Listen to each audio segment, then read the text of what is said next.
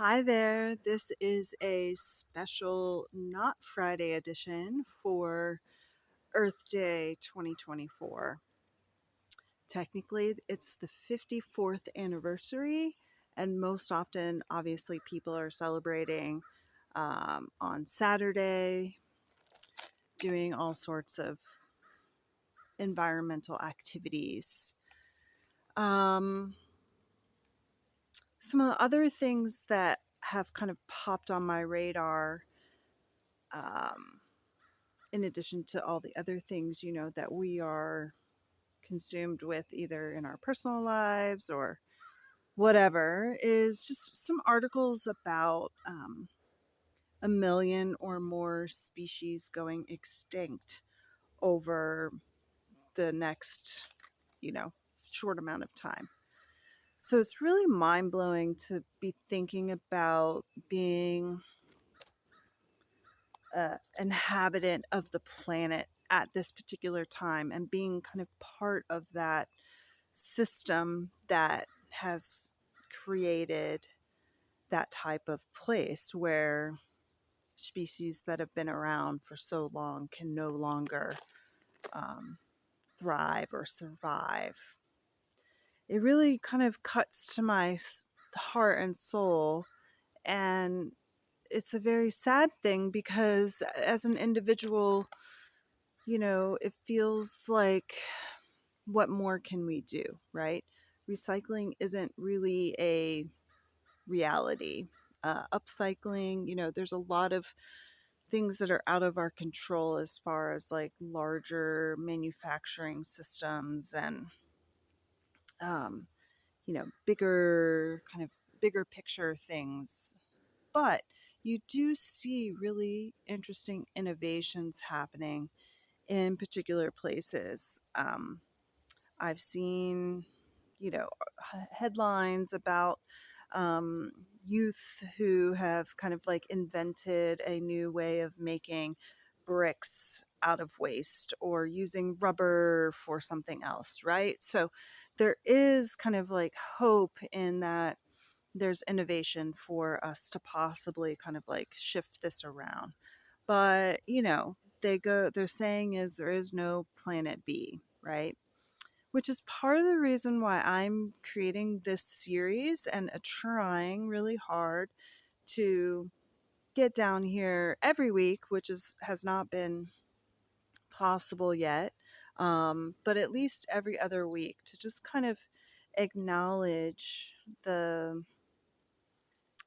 way that we can cohabitate with the environment in some way, right? And how important it is for us to really connect to it in order to want to make those types of innovations or to um, change our habits. A couple other things that have come up on my radar this past week or so. I opened up a browser window and there was a New Yorker article where, they kind of have like the little posts of like things that they clickbait that they want you to click on. And it was an article about a Chinese philosopher who is kind of getting a lot of attention right now. Um, Studied and lives and writes in Germany, and apparently wrote a book called The Burnout Society and has written a couple other essays about um, modern technology and kind of like how disconnected we are. Therefore, this resonates with me. I'm going to try and get access to some of that in the not so distant future, so that I can read what he's talking about. There were some quotes in the reviews that I thought or the article, not the article, but the information about the most recent book that he's publishing, and how Gen Alpha and Gen Z are really kind of connecting to this in a way, right? Because you are growing up as digital natives, whereas my generation, this is kind of a shock system. So for me disconnecting and being out in nature is something more comfortable for me than it is to be showing my face and recording and doing all that stuff kind of on all the different platforms, and how sucked we can get into those algorithms, right? So those are these like rivers of attention seeking things for their profit rather than something that helps us with our true inner self, right? Um, so anyway, it is April 23rd. I apologize. You know, we had the eclipse. We had a 95% um, kind of viewing here, but it was super cloudy, and I was able to see it through the clouds when they kind of, rain clouds, which was kind of neat. I was able to see the eclipse when it came through and hit Nashville um, as a full eclipse. So these are really powerful kind of phenomenons, right? That just really kind of help us bring context into our itty bitty timeline and lifespan on this third rock from the sun, basically. Um, and then, of course, middle of April in the United States, tax obligations and paperwork and lots of things. And um, it's been a little rainy and cool. So last week I was I'm painting and doing a lot of like interior maintenance and cosmetic things that I'm really trying to get done before the end of this month, including some plumbing work and basic kind of like interior design stuff. But I'm not someone that like plops a camera and like records every single moment of my life. So what I probably will do is record a tour of the projects that I've been doing. Um, anyway, so it is so exciting that the trees are blooming and there's just so much green here. I love this time of year, and it's just been really fun to pay attention to that part of our, seasons, and um, how fast it gets to the point where um, sun is setting 2 hours later than it was 4 months ago. Like that, all of this kind of like cycles are really interesting. The other thing is we've had a lot of spring rain. So um, I'm going to go over here in a second to my normal route, but you can see like when I started this was all like weeds. If you remember, or you want to go back to some of the beginnings from last fall, and you can see that the rain we've had just is like just hauling that stuff away and planting new rocks down. And there are some, remnants of like the weeds, but it really becomes this like really fun kind of flat rock beach in the spring summertime here. Let's check out. So the last time I was here, I think this pile was here, but this is a new tree that's down. And like I said, I love to look at these like nature Andy Goldsworthy kind of piles, right? Like how cool is that? And then obviously someone's trash that got stuck in the way. I see also these videos of like people saving turtles or a seal that has their head in a tire or whatever, right? So like I don't know how many, I think most people don't recognize like all of the consumption that we have has to go somewhere, right? That the earth isn't really a garbage disposal. That it takes a while to disintegrate, right? And in high school, I remember learning about the value of like what is it called? Certain elements, how long it takes to degrade, right? And how like glass is one of the things that takes the longest, and most places don't recycle things, so like lots of restaurants and stuff, so it's just this like consumption, and then it just goes into piles. Anyway, you can see how the water here is making a nice little pool. That'll probably change, and obviously that wasn't here the last time we were down here. This level changes every time I come down here. The types of rocks that are deposited. There's a really cool pile there. So, you know, even with just a bit of rain over the region, it will flood here and then rapidly go down. So all these things get stuck here. Just the way that the river flows in this section. I don't know, I just find it super fascinating. So anyway, we have been over here a few times, and it is dinner time, almost dinner time for donkeys. They were screaming at me. So it's like about 6, so good sunset. And we were using that tree over there with mushrooms on it as like our landmark. But the last few storms, that got broken and washed away. But there's a good flow down here. So here's where we'll set up, because it's a little shady,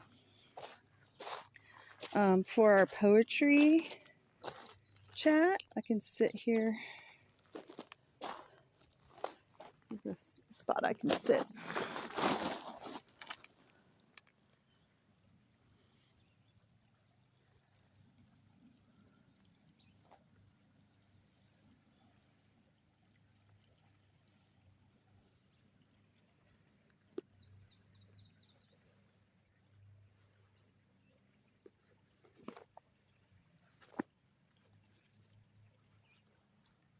Turn this around for a second. All right, so thanks for watching. If you're still tuned in, I'm Val. This is my new channel. I'm foraying into kind of telling my story about living in a rural area and trying to do what I can to have these moments of like human experience with nature as a lifestyle of leaving behind this kind of like rural and not rural, I mean urban, being in the car all the time, having a 30-minute commute in the mornings and 2-hour commute in the afternoon evenings because of the traffic, and kind of like leaving all of that behind and trying to start over, and connecting more to the environment in a way. I'm also certified as a forest therapy guide. There's a significant amount of research that talks about the benefits of spending time outside in a natural environment, either the park or, you know, somewhere where there's trees and plants and water or something like that. So this is not a formal forest therapy walk. If you are interested in that, please contact me. I also allow people to stay on the property. So this is just kind of a way for me to kind of like document my experience and share. So it would be awesome if you could subscribe as I slowly build this kind of like documentation and the stories that I'm telling of this new rural life of not having grown up in this environment. So what I've been doing is reading from this book, and we are in the second section called mindfulness. I've been going in order, but I'm going to skip a couple of these. One of them, they're very short, this section that I'm in. One of them is talking about August, which is not August.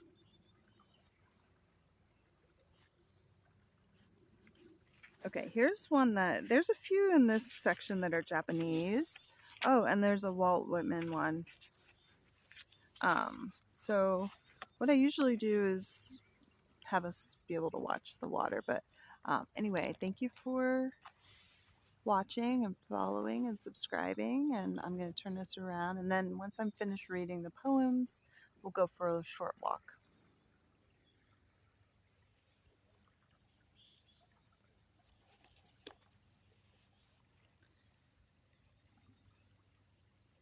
Okay, this is called ryokan, which is actually a traditional type of lodging, travel lodging in Japan. And I will be going to Japan this summer in the late June, early July. So I hope to be able to continue this project and upload a few videos from there.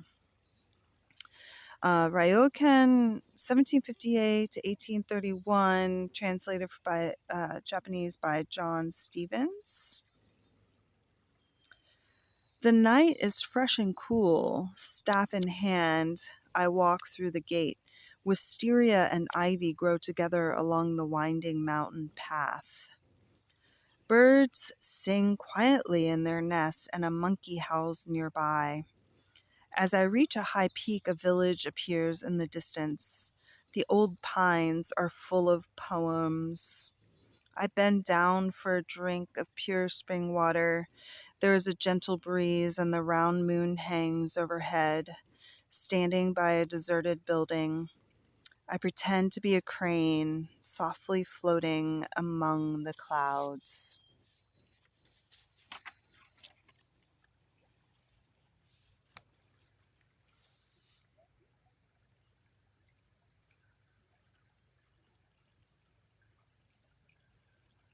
This next one is Walt Whitman. It's very short. I'm sorry, I probably should put this down, but let's try it. Wobbling a little bit too much.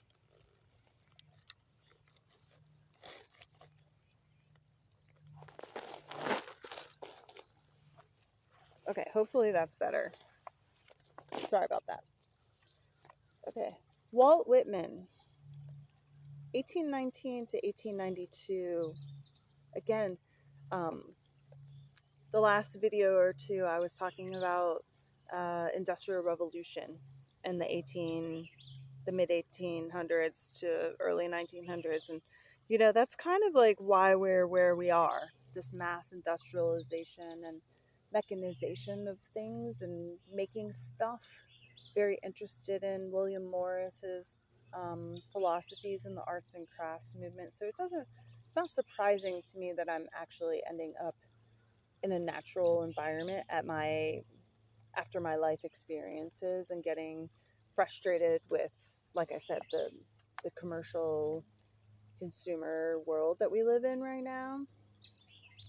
This is not the first time that people are reacting to that type of industrial society. And Whitman is in that era. This is very short. It's called I Stand and Look.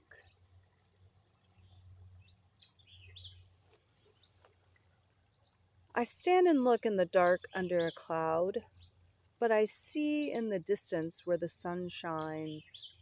I see the thin haze on the tall white steeples of the city. I see the glistening of the waters in the distance.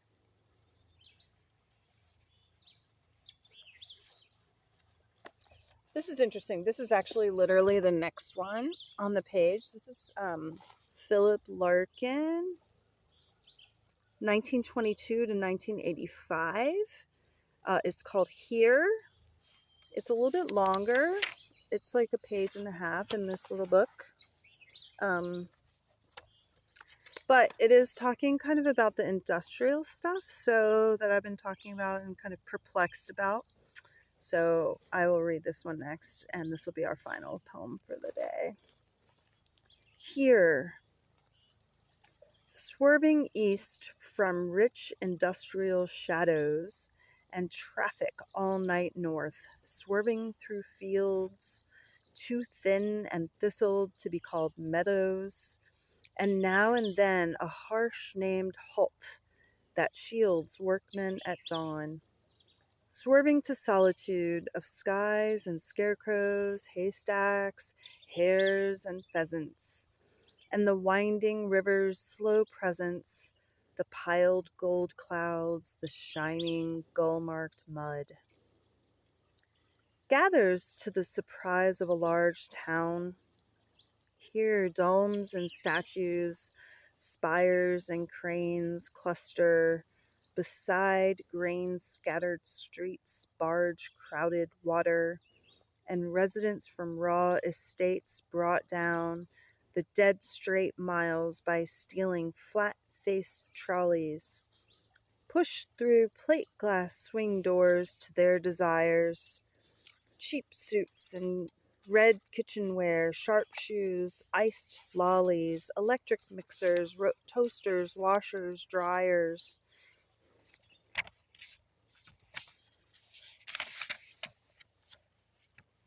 A cut-price crowd, urban yet simple, dwelling where only salesmen and relations come. Within a terminate and fishy smelling pastoral of ships up streets, the slave museum, tattoo shops, consulates, grim head scarfed wives, and out beyond its mortgaged half-built edges, fast shadowed wheat fields running high as hedges, isolate villages where removed lives. Loneliness clarifies. Here silence stands like heat. Here leaves unnoticed thicken, hidden weeds flower, neglected waters quicken, luminously peopled air ascends, and past the poppies, bluish neutral distance, ends the land suddenly beyond a beach of shapes and shingle. Here is the unfenced existence, facing the sun, untalkative, out of reach.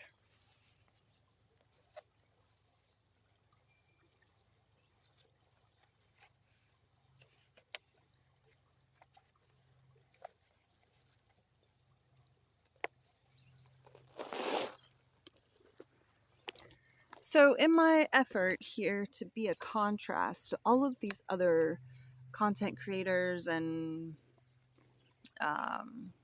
dramatic singing, dancing videos, and all the other things that you might come across, I am just here to encourage you to take it easy, go slow, use the water metaphor in your life to take a deep breath and relax and swim with the riptide, or let that class 5 rapid or the tsunami that has plowed you over in whatever is happening in your life. Just relax and figure out what to do as it spits you out on the other side, because there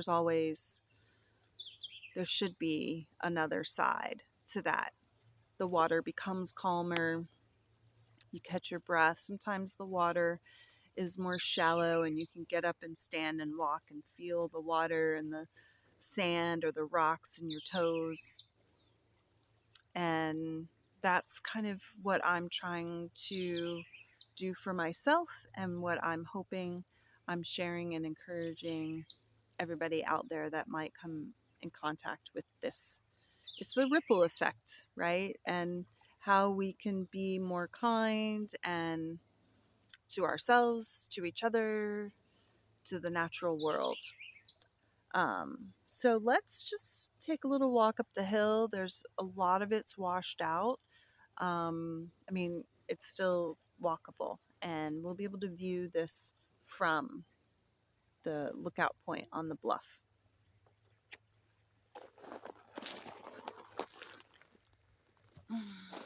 Okay, I'm going to turn this around so we can just see again all of the rocks and remnants of the high water, and the way that the the flooding just changes the terrain here on a regular basis.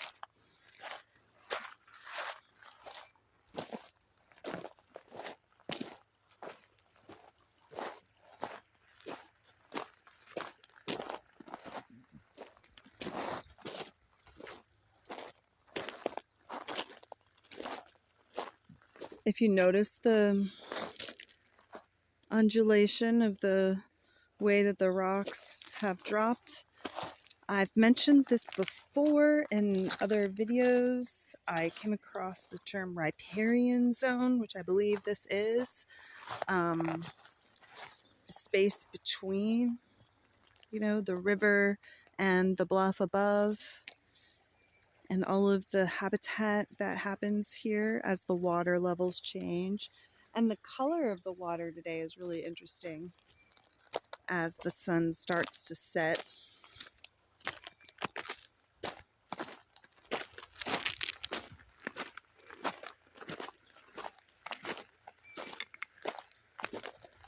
So notice what you're noticing as you walk or go a different route, and disconnect your headphones from the constant kind of like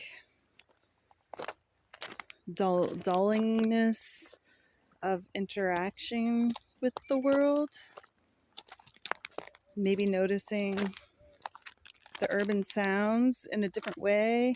I used to live near something that was like a racetrack on occasions, and I would pretend that it was the ocean instead of cars.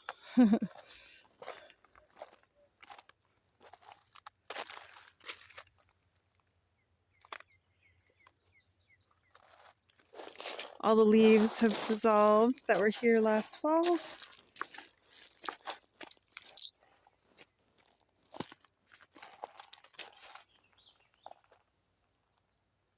It's very clear in spots, little fishies.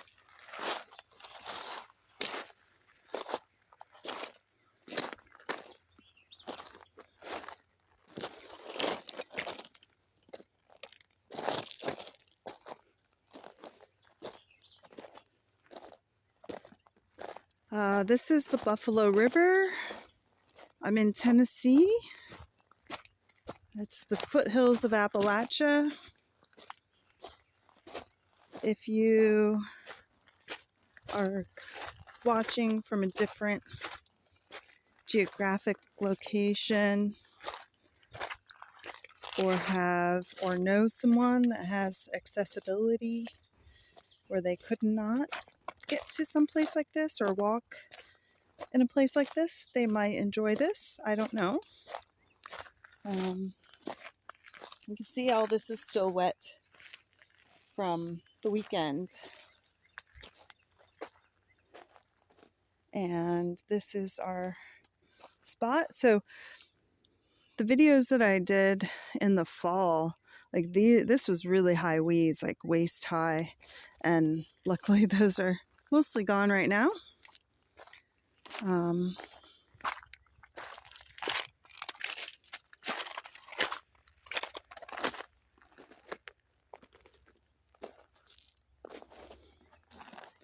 I also advise people to just take a moment to look up, and it's the season for all of the leaves. It's very green here.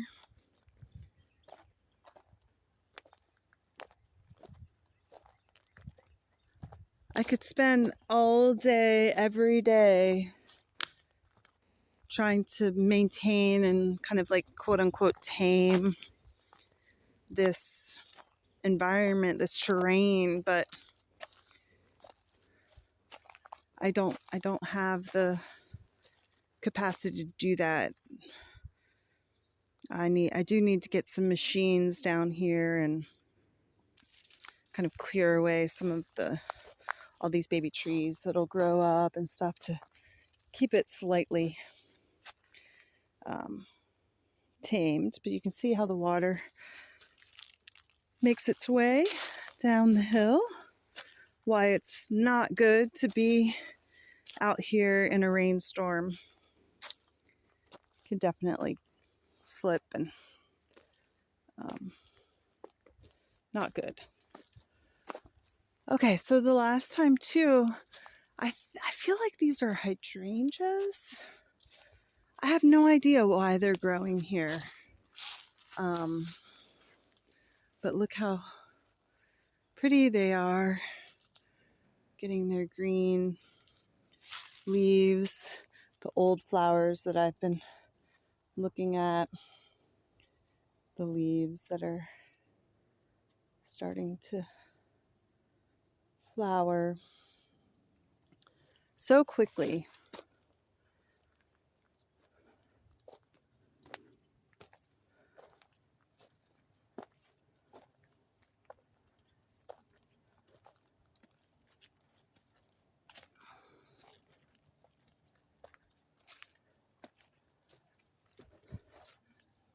Again, take a look up. Beautiful blue sky.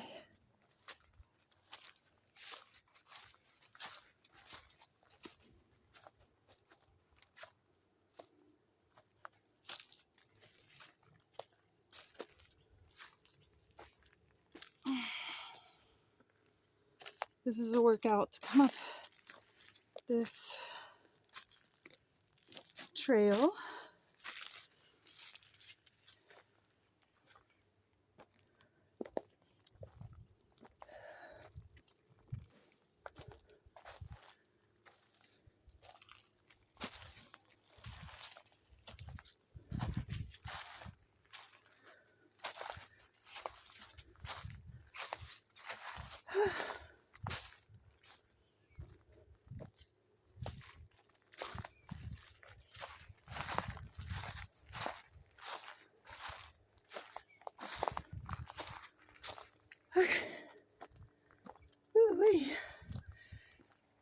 One of the aspects of the geography here and the geology is with the foothills, this red dirt is chert, sandstone, limestone.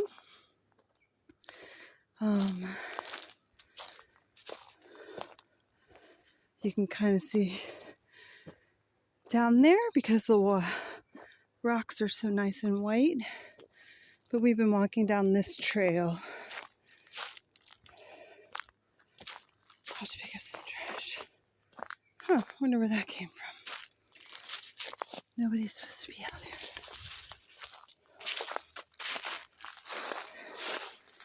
Earth Day after all.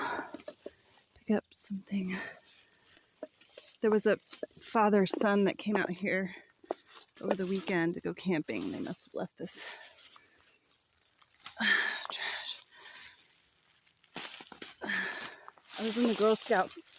We would always be doing litter cleanup when I was growing up.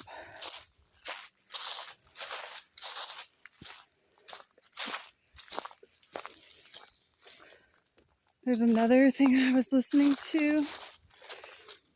I think that there's a Food Inc. 2 that just was released. I would encourage everyone to watch that. These guys are popping up.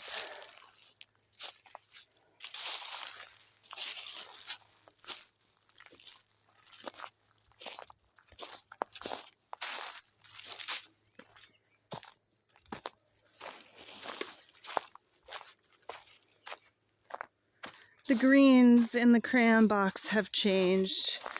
They're much brighter now. Check out the ferns. They're so cute.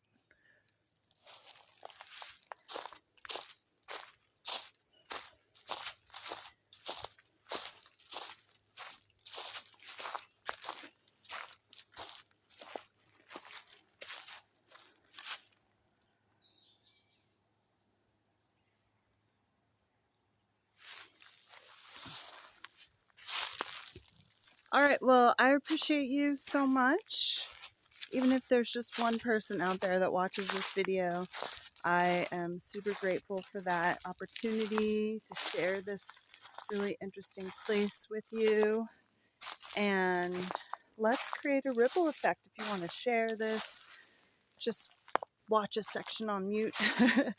um, Fast forward and just listen to the poetry, or maybe my message resonates with some of you in terms of kind of where you are right now in life and trying to find ways to slow down and connect to your own inner child and inner spirit. So I'll try to get out here again on Friday, but I appreciate you and happy Earth Day.